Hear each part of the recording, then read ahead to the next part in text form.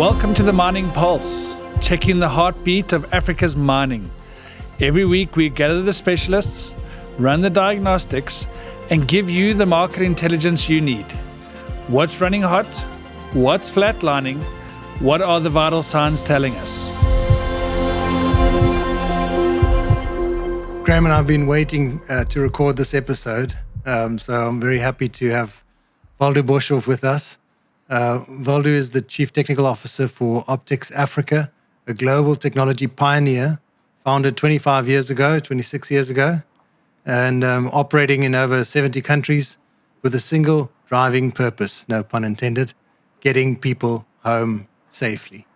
From drive-cam video intelligence and AI-powered predictive analytics to drive alert fatigue monitoring and mobile eye collision avoidance, Optix delivers an integrated fleet safety platform that's active across mining sectors throughout Africa, not to speak of the Middle East, Australasia, and Europe. Their data tells a story the industry can't afford to ignore. 230 collisions, 568 near collisions, and 2.5 million risk events captured in mining alone. We know that mining tends to be dangerous, and we also know that most of the accidents in mining actually has something to do with a vehicle. And so, Waldo, welcome to the Mining Pulse. We can't wait to hear about what you guys do. Awesome. Thank you for having me. This is definitely a pleasure to be on the podcast. And once again, thanks for the perseverance of the team to kind of get this set up and organizing this. Big ups and happy to be here. So, Waldo, James alluded to a fairly short but still significant history that you guys are building. What was the original problem that Optix set out to solve? And I'm sure that will lead into who you guys are and just what you're bringing to the mining industry. Yeah, thanks. So I think from the onset of the business, this started out back in the year 2000. There was a need identified to communicate what road users were seeing around commercial transport, people having fleets out on the road. How are the drivers behaving?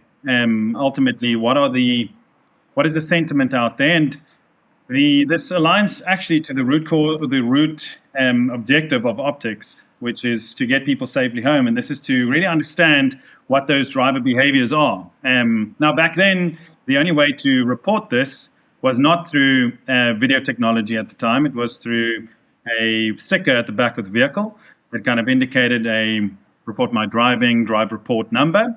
And that's where that industry kicked off. The owner and the founder at the time, him and his wife actually used to run a landline telephone right out of the house, making sure that 24/7 there was coverage around the any inbound calls, any measurement of this driver behavior coming in was to be documented and then made available to that commercial transporter.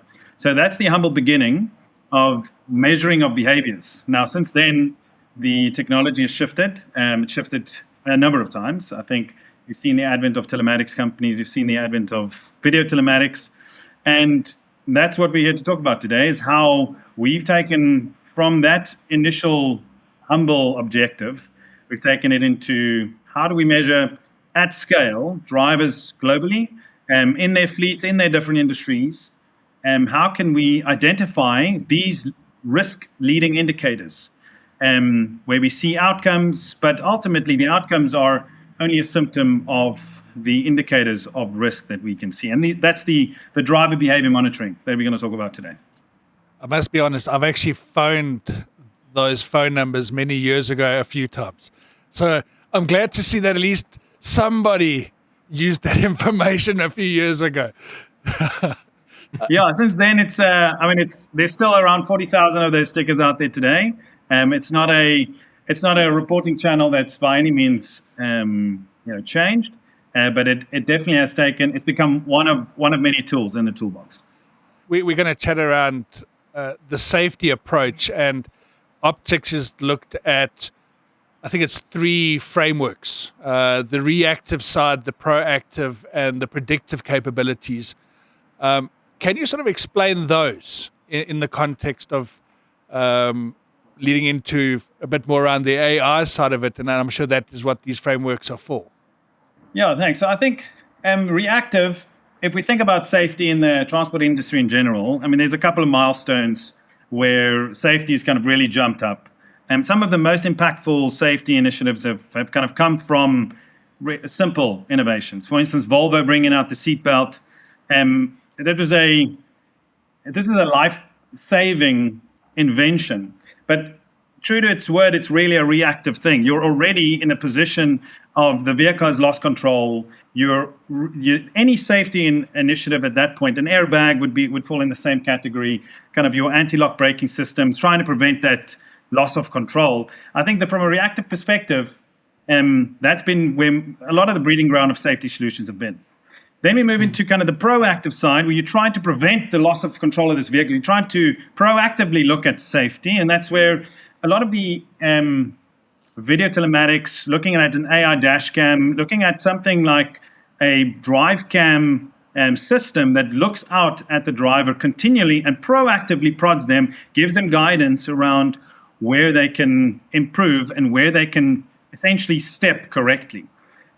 So it's about preventing a behavior that ultimately would turn into a need for a reactive kind of security intervention. And then the industry then graduates into the predictive side, which is where we look at all of the environmental, the driver profile, his history, the location of where he's at, and then start looking into the future, not only with real-time metrics at hand, but also looking at all of the data that's been collected within a specific industry or a specific operation or that driver profile to give us a view into the future. Now, this might sound very futuristic, but that amount of time that we can see into the future is really what the industry is starting to rely on. So whether we can tell if you're going to fall asleep in 30 minutes, and whether we can, from a risk perspective, indicate that these pool of drivers have the propensity to have a fatality in the next 6 to 12 months. That's the ability that we can glean from the data collected, off the back of the correction and the measuring of those behaviors from the driver. That's actually quite amazing, especially the predictive. I think that's quite exciting going forward. Yeah, so you're saying the seatbelt is like a reactive, same with the airbag. And then how would you class like something like lane assist or something? Is that a bit of a proactive thing where you're trying to push the guy before he makes an accident? And then predictive is to say, pull over because you're going to fall asleep in the next half an hour or something. Well, so this would be one definition of how these technologies or innovations would be classified. But definitely from a lane assist perspective, or even forward collision warning, you're trying to prevent that bad outcome or that loss of control, if you want to trigger it in that sense. So lane assist would all kind of fall into, yes, we're starting to proactively create a bubble around the vehicle. And to start looking out for the driver, where he doesn't have the capability to look behind the vehicle, we're giving him that capability. And you guys are now 25 years ahead of anyone else trying to do this in our industry. You've got a heap of data, presumably, from all these customers that have you've helped over the years. So what can you distill down for us what it is that Optix does specifically to the mining industry? Who are your mining customers? And how do they use your services? Yeah, so I think from a mining perspective, that's obviously part of the backbone of the South African economy, and lots of the African nations that we operate in have a mining segment. So, I mean, traditionally there would be above ground mining operations, underground mining operations, where different technology sets are needed, whether it's proximity alerting or whether it's video telematics, where we look at, even on mine site speeding, and call it the more authoritative side, where we're looking to rule following, making sure that those drivers are essentially coloring inside the lines. And then there's what we find in lots of the kind of more hardcore mining operations, where we see fatigue being a leading risk indicator within those safety reporting stats. and then how we shape our solutions around those specific indicators. So from and this would not be unique to the mining industry, but there would be a lot more focus on specific elements depending on that operation and how and where they're operating. So from a focus perspective, we do see massive focus on fatigue in the mining environment, as well as the attentiveness of the driver during operation. And one of your products and tools that I saw was called Drive Cam. Does that mean it's got a camera on the driver or a camera looking at what the driver is looking at? So from a Drive Cam perspective, there's at its core, it's a sensor, right? So it's doing on the edge detection, both from a risk perspective and from an object perspective. It's looking at the driver, it's seeing a cell phone. The cell phone might not be relevant to, it might be on the seat next to him, but the moment that becomes a risk in the sense of driver's attention is starting to get drawn away, we're going, this is from a sensor perspective, looking at the context of this object and how that translates into risk for that driver. So the important bit there is that it's all edge processing, so it's happening on the device. From a sensor perspective, that could be seen as any kind of, it's a risk sensor that uses video. It uses video internally, both on the driver as well as forward-facing to the road-facing view. There are also multiple other angles that we add onto that from a hub perspective, but the key there is from a operational perspective, it's got no connectivity requirements. There's no network tethering. There's no requirement for that to actually operate within a larger ecosystem. It's a self-contained unit. However, the moment that we need to start using that information to start changing behavior, remember, we're just looking at the behavior, we're measuring, and we're giving feedback live to the driver. He's kind of hearing the experience as we go.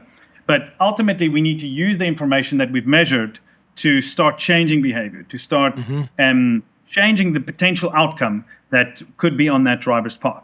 So that's where the connectivity and the ultimate video use comes in, where we can then use that to the driver can self-identify with a specific point in history where he was exhibiting a good or bad behavior. And for interest's sake, for our listeners, what are the types of things that these things pick up regularly? Like, what are things that truck drivers or guys that are driving big mining equipment, what are they constantly doing that's dangerous? So I think we broadly put them into categories because, as you can imagine, there are lots of things you can do that are dangerous. But ultimately, they boil down to a grouping under distraction. So where a driver is not paying attention to the road, that may lead to certain outcomes, such as late response, or from an outcome perspective, that could lead into harsh braking or a specific trigger that we're looking at. And as the AI has improved, there's a lot more proactive detection of something like distraction. So where we see a driver continually look down at the instrument cluster to the point that there's been movie watching outside of the view of the camera. And you can actually pick that up just based on the attentiveness state of the driver. So where his attention is, it's not on the road, it's definitely somewhere else. So we see a lot of fidgeting with the radio. I mean, these are commonplace items, smoking, food and drink in the cab. And in some cases, there are also grades to that. So from a food and drink perspective, having a 2-liter bottle of soda in front of your face while driving, that's definitely a bigger problem than chewing on some gum. So the outcome there and the classification of that is truly why we're not looking for objects. We're looking for the presence of risk, because if we don't do it like that, then we'll ultimately end up just flagging every Coke bottle we see in the cab, which is not the intention of the technology. So you spoke around the first step is obviously that's in vehicle, and you spoke then around connectivity. Obviously, a lot of the mines in Africa are quite remote, and connectivity can be somewhat challenging. How have you guys overcome that connectivity challenge, that information can get into a reporting to a fleet manager? And we'll talk secondly about around how that actually is interpreted thereafter, but dealing around that connectivity first. Yeah, so I think from a connectivity perspective, no industry has given us as many challenges as mining.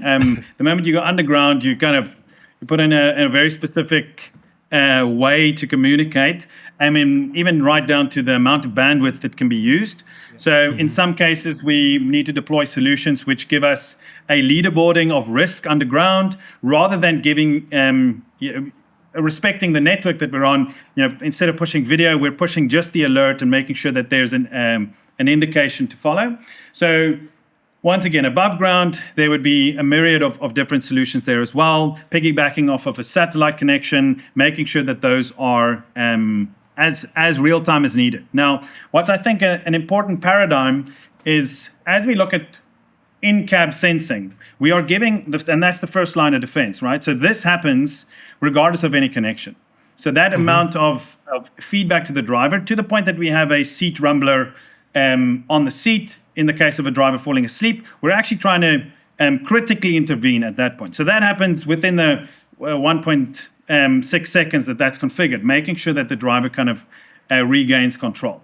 Now, if we zoom out a little bit, we want to make sure that we can connect and put that information into a space where we can now, over longer time, start correcting this behavior.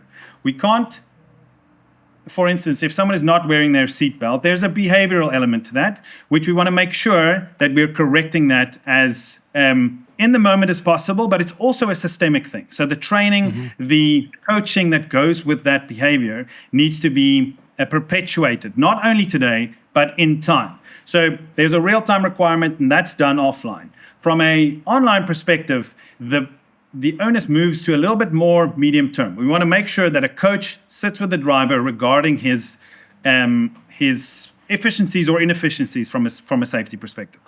And that coaching, is that done through Optix, or do you go and get a coach within, for example, the fleet manager on a mine, or the underground manager on the mine? And are they the ones who are doing the coaching to these drivers, or how does that actually work to change that behavioral pattern? So I think that's probably one of the most exciting developments in the space, is how coaching is done. So I think there's many different flavors of how drivers are trained within an enterprise, right? So there would be specific academies or training programs, and we try to slot into that because we don't want to reinvent the wheel from a coach or a authoritative figure for that driver. So we typically lean into the coach or the supervisor involved. But from a development perspective, this is where the industry's evolved into much more of a self-catering, self-empowered, self-coaching environment, where using technology, we can essentially give a view to that driver of this is what it means to not wear a safety belt. And have them self-identify, because it's them in the video, and they can essentially get access to this prior to it turning into an incident from a management perspective. They are respected and awarded the opportunity to self-correct. And I think that's where our entire division around driver-centric solutions is focused on that. Respecting the driver, empowering the driver, understanding them to the point that technology can assist them in being that professional that we expect them to be. And ultimately, we trust them to do this because they're in control of that vehicle, of that objective at that time. And how does that work? Does it work in the cab? Is there something talking to him in the cab, or is it on his phone? Or how does a truck driver on a mine get this coaching if it's going to be delivered straight to him? It sounds amazing. Yeah, so I think we need to respect the form factor there. Obviously, discouraging cell phone use in the cab through video alerting, and then kind of pushing training content to him on a mobile phone. That's where the cadence also comes in. So we typically at the end of that shift, giving him access to either a device that they on their personal device that they can access, or a booth that's set up where they can kind of scan in or and log like into and get their debrief of the safety elements. Now, once again, this is probably one of the items where there's a lot of flux. Right now, there's a lot of flux towards generative AI doing this real time as it happens, while making sure that we're retaining the focus where it needs to be. The focus of operating a machine is not to receive training or coaching at that point in time. So that line needs to be respected. And that's obviously the commitment that we make to our customers as well. So in the beginning, James read out a whole lot of figures for everybody, 230 collisions and 2.5 million events that you've already captured in your data. How does that translate when we look at it from an African continent perspective compared to maybe mines outside of Africa? How are we actually doing from a driver safety perspective on the mines in Africa? So I think it's not a leaderboard of sorts in terms of who's better at what. I think we're seeing different trends in different regions. Food and drink is a kind of top of the list when it comes to the UK and the EU. I think from a regulatory perspective, we see in our APAC or Australasian regions, we're seeing a lot more focus on fatigue. So that's where, from a regulatory perspective and their chain of command and chain of responsibility, there's a kind of a direct correlation to how these specific outcomes are taken up. And that regionality speaks to, from a South African and an African perspective, we see lots of fatigue, we see lots of cell phone use in our mining operations, and those are ultimately then the focus points for safety campaigns, for alerting those customers around specific risks in the regions. And how do you go about then actually introducing this onto a mining site, into a workforce where people may be skeptical and not understand what this device is actually going to do for them, and their own personal life? I think, there are many ways to approach that. I think training and awareness is always the first step, making sure that there's an open conversation around the technology. At first, it's a critical tool it's a life-saving tool, and that is its intention from the get-go. I think the myriad of questions that follow are really the important bits in terms of what video is it capturing, how does it operate, where does the video go, what is the impact on me and my personal life. And that what we've seen is that there's also a shift where we would find sometimes the family members of these drivers come to our trainers and say, listen, please, make sure that this technology gets installed into the cab, because we're depending on him to come home or her to come home at the end of that shift. So once again, there is always an initial apprehension. What we have seen over time as well is that technology is penetrating much deeper into every angle of daily life. And so it's becoming more and more expected, where we're leaning on technology to be that bubble around the vehicle. So without a parking sensor, many of us would actually struggle to park 2 centimeters away from the wall, and that's the the reliance that starts building on the technology. So, but once again, it always starts with the training, the awareness, and making sure that there's an open conversation with every stakeholder involved, especially the driver. And of course, in some cases, your footage can benefit the driver if he's not at fault. Like if he's in an incident or an accident and there's an investigation afterwards, I suppose some of what you record could be used to actually help the guy and say, look, you didn't do anything wrong. So maybe that helps some of the skepticism. Yeah, I think there's, in our regions that we operate in, there's always a question of the liability that goes with claims like that. In the US, for instance, they call this driver exoneration. So from to the end of preventing nuclear verdicts. So nuclear verdicts are, in their legal system, an unlimited damage situation where a driver and their company could be unlimitedly liable towards a third party. And so as a ROI or a return on investment tool, that's highly effective. In our markets, we deal with an ROI that's typically differently calculated, where it's much more tangibly, how do we exonerate a driver in terms of their professional capacity? And we've seen many examples of that, where a third party is involved, an illegal overtake is happening, and the professional driver is performing exactly as expected. And the video then can sit in that that space to fill that gap. So I think it's important to also see where the almost the need for a driver exoneration differs by the markets that we operate in. But even in the market where liability is typically, call it ring fenced, there is still massive value for the professional behind the wheel to know that there is a safety record, a profile of this driver in terms of his behavior over time, but also in the moment, what really happened. So once again, we try to prevent the incident. So that's not something that we would jump into first. It's really about changing behavior to prevent that incident from happening in the first place. And do you score drivers? Like, do they have a score or something where they can go, well, I'm getting better, or I'm improving, or do you try and stay away from scoring systems like stars for Uber drivers?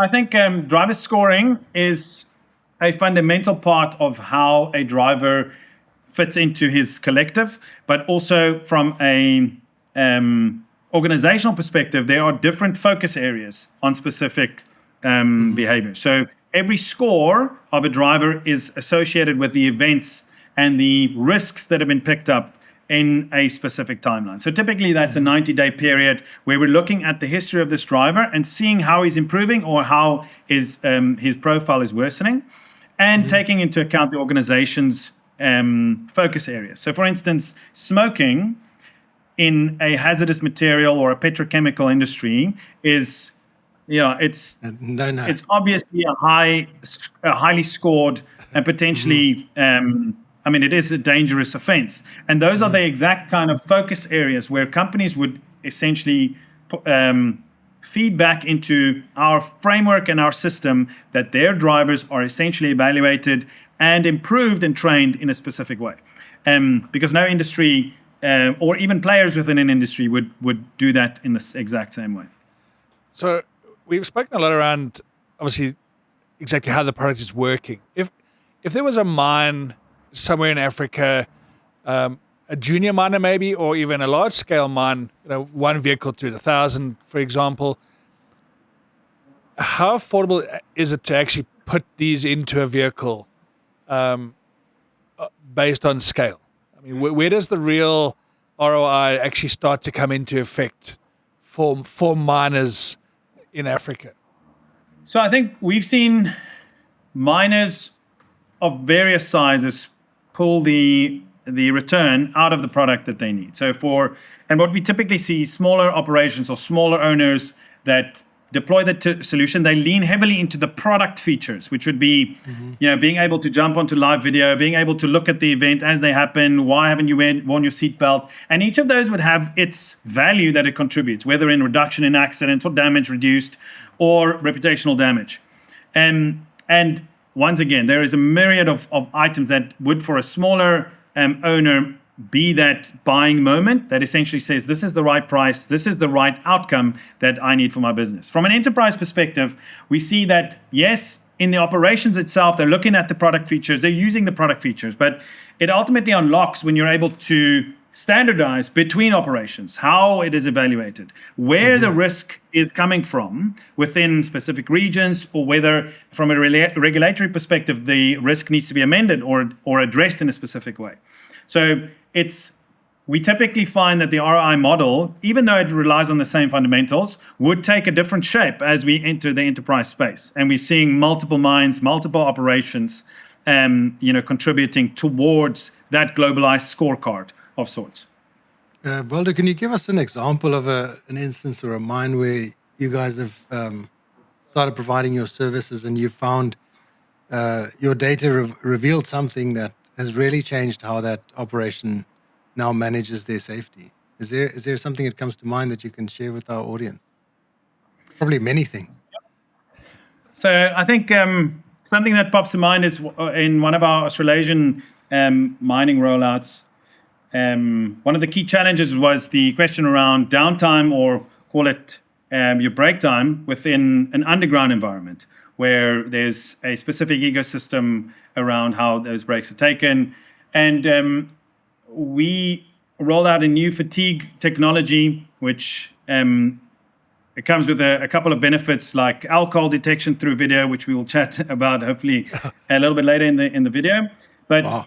from a specific incident perspective, this driver was at in a stationary state where they ultimately needed to kind of retain the vehicle under control. Now, a lot of these safety systems would, especially if you're stationary, we would not be monitoring your distraction at that point within a specific set of rules as it's deployed and configured. And this specific driver actually fell asleep while putting his foot on the brake. And as he fell asleep, his kind of foot came off the brake and slow roll, which falls into a specific category of accidents. And the device kind of boots up and it prevents this kind of accident. And that singular point in time, prevented that from turning out into an incident for that mine. And ultimately, that then drove a much larger rollout for them with a specific standard around how these stationary and slow-moving vehicles are managed from a safety equipment perspective. So I think there are myriad of stories, but at the end of the day, it's really about the people that are impacted by each of those, where the technology hits the mark and make sure that is a favorable outcome. I know you said you were going to talk about it later, but Yeah. Let's talk about this alcohol thing. I'm excited. if Waldo had mentioned that in the beginning, we might have started right up there. It probably reads the label and can see that you're drinking Clippies and Coke or something. So if like I mentioned, it's not about the object. No. So what the ultimate new generation of safety detection that we're trialing at the moment with some of our mining operations is around alcohol detection through video, and a roadmap item that we're working on at the moment is a marijuana detection through video, and these are clustered under a new proactive AI detection called impairment detection. And this is ultimately looking at the ability of the driver to perform, evaluating his state of alertness while he's trying to perform, right? So with fatigue, there's obviously the absence of attention due to your body kind of, you becoming tired and drowsy. This is a new angle to evaluating where your responses are required to be and where they are. And I think that's quite novel when we look at the solutions that are available to mining equipment, and the continual evaluation of this, how that's triggered, how we can essentially create, even if it's potentially do a well-being check on this driver. We are starting to see X, Y, and Z based on the impairment of their functions. So I think that's quite a novel feature that we're looking to share more in coming weeks. And I hope that when you've passed all those tests, you will come back and tell us just how this new system actually works. Because I think quite a lot of businesses and mines in particular, because alcoholism is quite vast, especially when you're on a mine in a remote area. So I think that could be something that our viewers could be very interested in. How does that, and if we take it out one step further, so you've created all this data. You're creating these incidents that a driver is getting. The company now gets all this data. How is the AI driving the actual change? Is it only the drivers being notified? Is it the mine or the fleet managers? How are we moving that data into that next step? So it's not just a driver change. It's a company change. How is that all happening? I think you're hitting the core of safety, and that's safety is part of the culture of any organization, and at Optix we believe making that data available at every level is a fundamental part of being part of the safety culture. Whether that's making sure the driver gets that immediate alert towards the manager or coach or supervisor, getting that in-time alert, making sure that they can intervene. Having the escalations then follow through the call it the chain of responsibility, up to the point where, from a tactical or strategic perspective, there are reports and abilities to make decisions based on these data points. So our embedded business intelligence is focused around giving every level of the mining operation that view, whether it's as the information happens, or whether it's a trended piece of information, or even benchmarked within what that operation can be versus what it is. I think that's also where we see excellence within that safety culture in certain groups, is making sure that that ethos at the end of the day is the best practices there are condensed and made available, so that there are and remember, our slogan from Optix is to get every driver safely home. And that means that we lean into making sure that we contextualize the environment, the space that they're in, and making sure that at every level of management that there's a actionable data point. Now, we know that in these operations, there are overwhelm when it comes to dashboards and reports and things that get thrown at them. So making sure that there's an action behind each of those is an important quality of making sure that this BI really hits the mark. I think you hit the nail on the head. It's the action part. It's one thing being seeing one thing, but if there's no action behind it, then it's almost somewhat irrelevant to what you're giving. And your business is clearly very experienced in integrating, because part of your business is the tools to get the data, but another part of your business an important part of your business is actually how to take that data and integrate it into your customers' own safety cultures, which are always the hard things to change. But it sounds like you guys have found a way. I think the bottom line there is that safety and the detection of risk in this modern age is coming from various angles, right? Whether it's existing camera equipment or whether there are different inputs with regards to the life cycle of that driver's shift. Looking at, once again, the real time, the medium term, and making sure that there are strategic and tactical decision-making enablers. So from an integration perspective, there's a myriad of camera technologies as well as external data sources that are pulled in to essentially create a view of risk. One of the features that we're excited to launch in this calendar year is our predictive fatigue feature, which looks at the geographical risk within our entire data set, looking at a specific corner or a specific blind rise, where we're seeing a heightened frequency or even severity of things like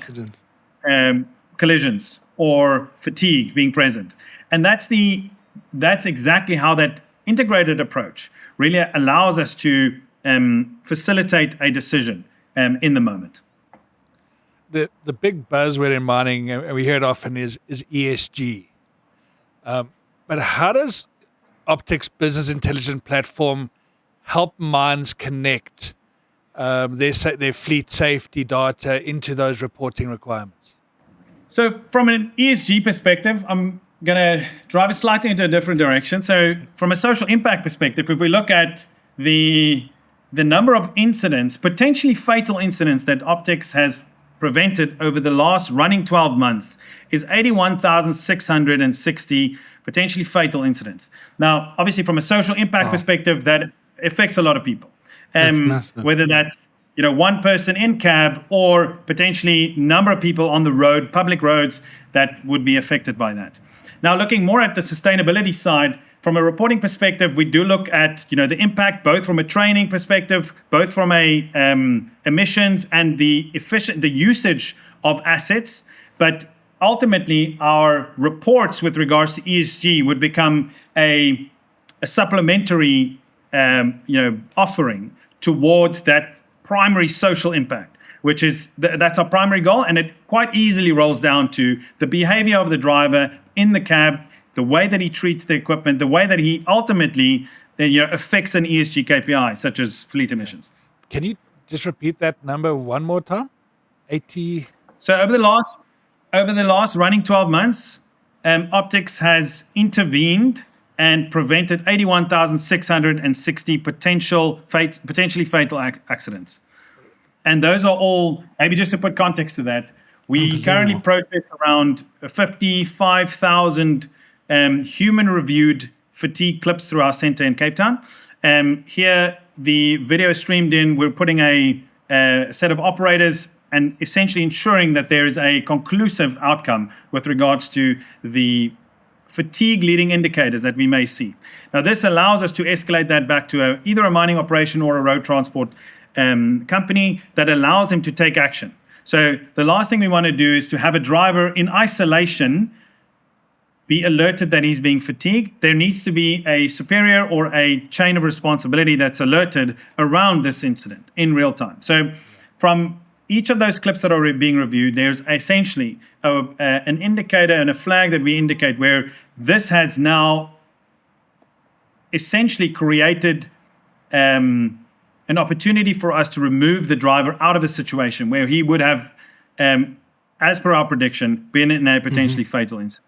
So, and some of these views are quite scary, where you'll find a driver completely closing their eyes for 3, 4, 5 seconds, going over into oncoming traffic.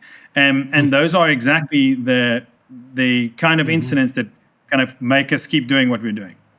Yeah, it must be amazing for your job satisfaction. Imagine, I mean, I can't imagine going home and saying, honey, I've saved over 80,000 people's lives. You must be some kind of superhero. Yeah. It's amazing.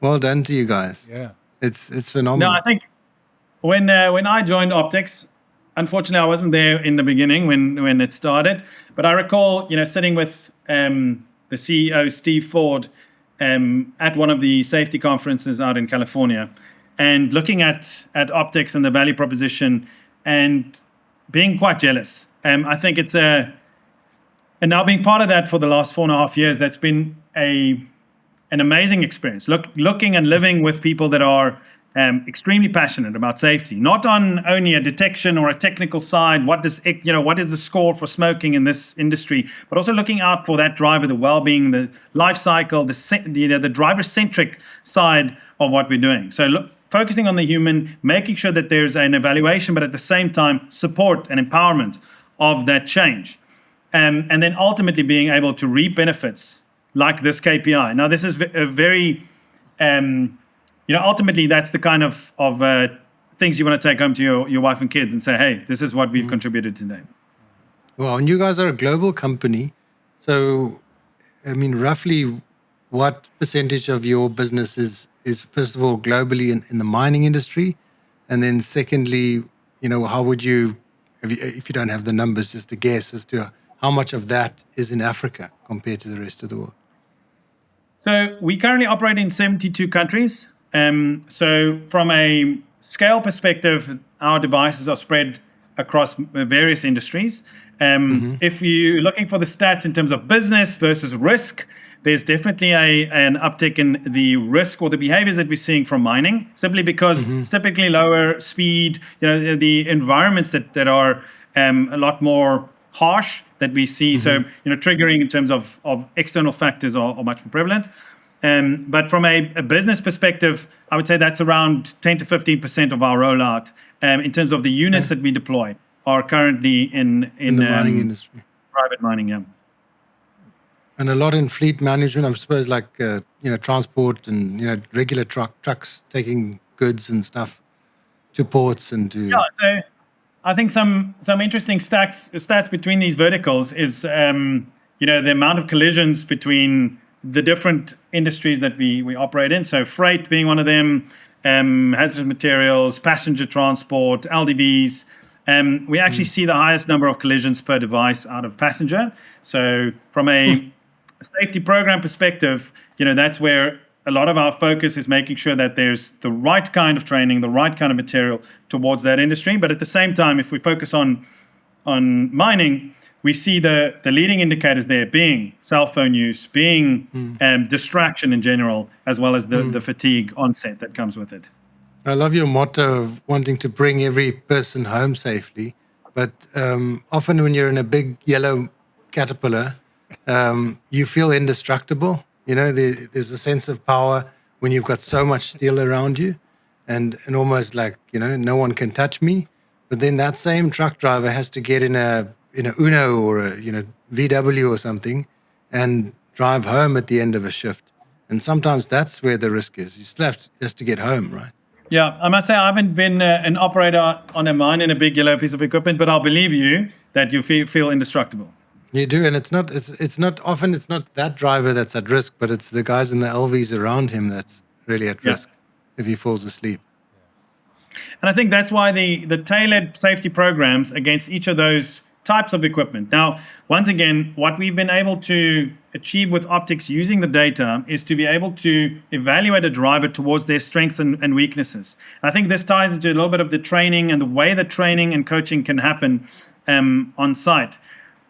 We typically evaluate a driver base, whether existing or at the point of recruitment, being able to allow them to see what their response is from a psychometric perspective as well. So this allows us to see from minutia like punctuality or respect for authority or their attention to detail, how that affects ultimately a safety outcome.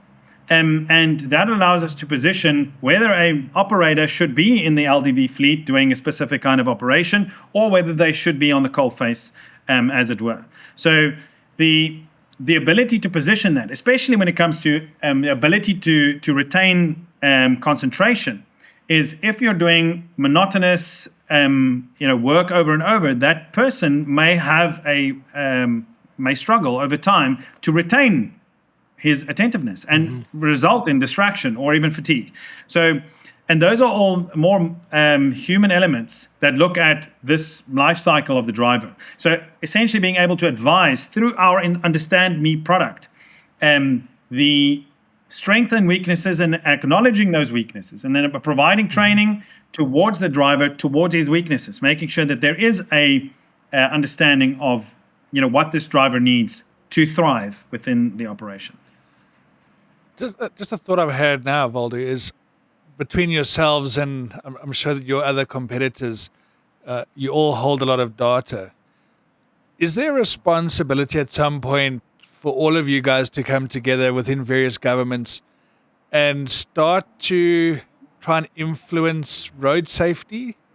So I think, once again, depending on the jurisdiction that the question is being asked, I think there are various initiatives. In lots of the first world, there's professional lobbyists that typically take these data points, collect them, making sure that there's representation with the various governments.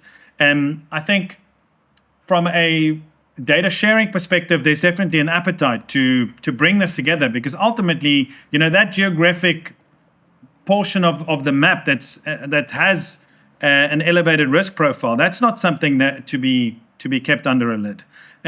So that's the intention is there to essentially make this available in a broader and broader aspect. And that's exactly why you'll see that we publish our State of the Data report. And that essentially kind of breaks it down by industry. This is what we're seeing. This is by our regions that we operate in. Because ultimately, if we look at that social impact, there's a capitalistic drive behind every business, but at the same time, making sure that there is shared value within the community, within the industry, and within the jurisdiction that we operate in. So there's definitely appetite. From a formalization perspective, there is no formal lobbyists within any of our African regions towards regulatory change.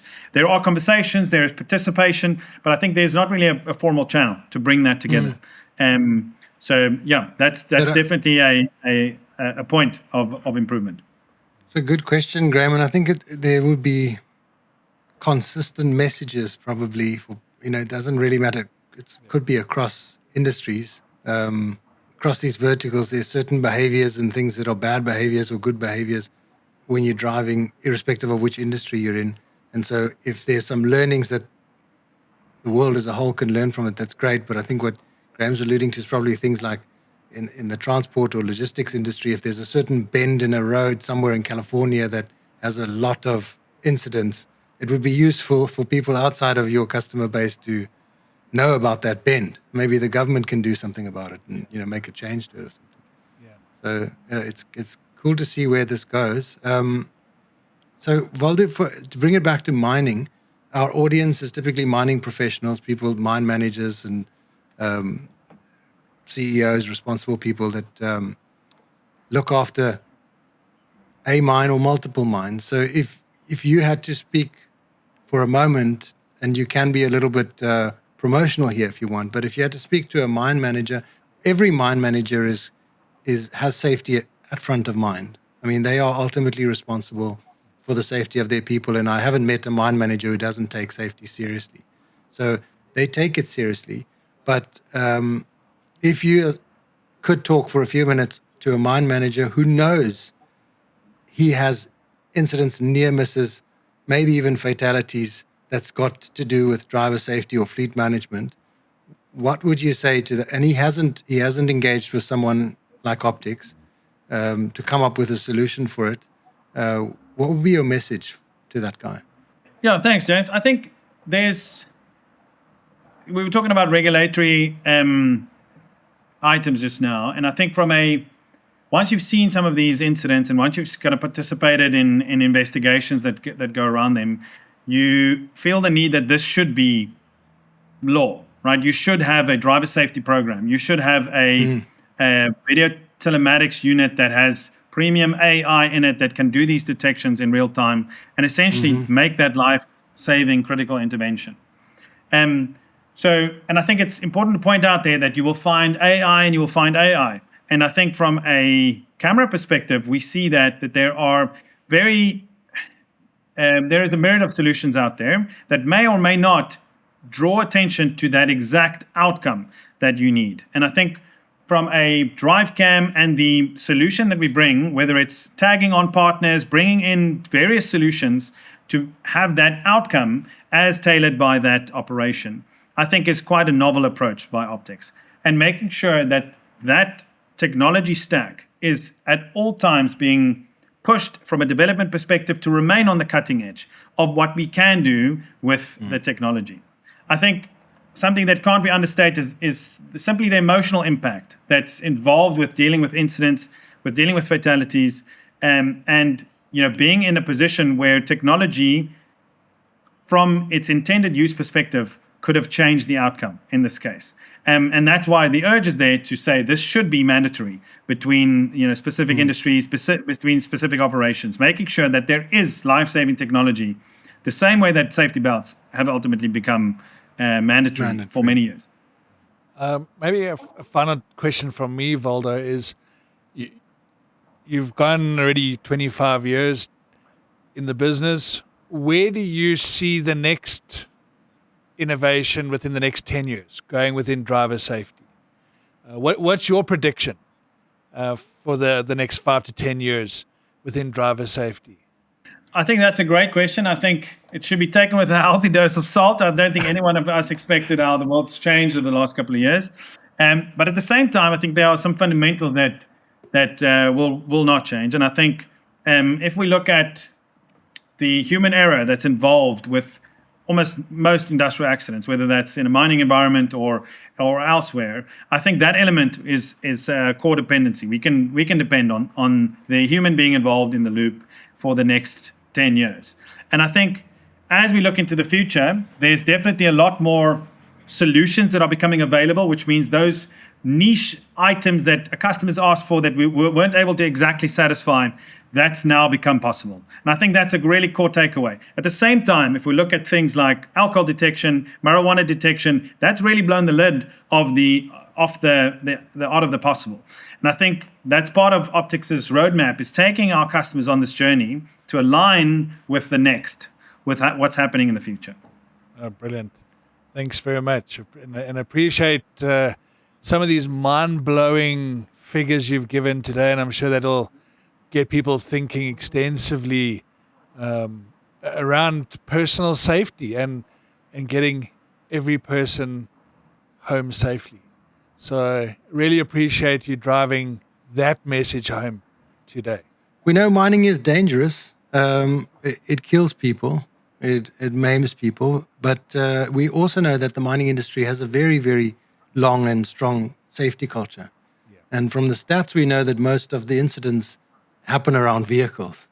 And so fleet management might not always make the headlines in mining, but the numbers that you've given us today certainly tell a story that's hard to ignore. And if you're talking about saving in excess of 80,000 lives by preventing potentially fatal accidents, I think that's no mean feat.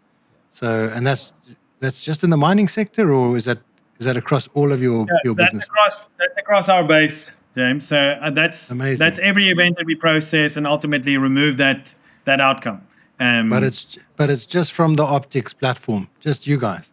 Yes, that's correct. It's incredible. And so to think that behind every one of those numbers, there's a driver and a mom and dad and kids and a mine that now has the chance to do better and to have their loved ones home.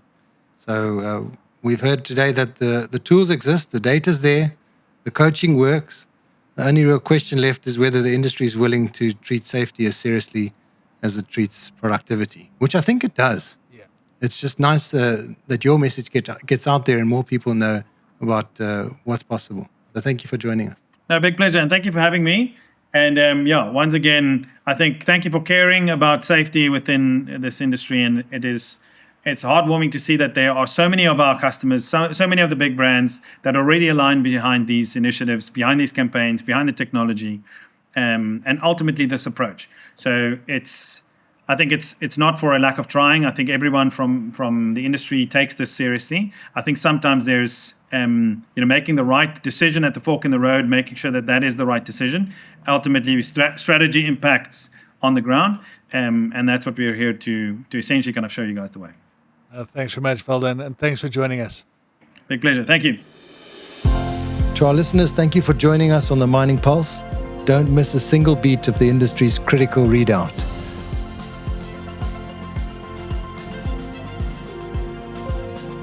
Subscribe to the Mining Pulse now on YouTube, Spotify, or your favorite podcast platform. Please do leave your comments as they help shape these conversations that we have on the Mining Pulse. Stay tuned for the next episode as we continue tracking the heartbeat of Africa's mining industry.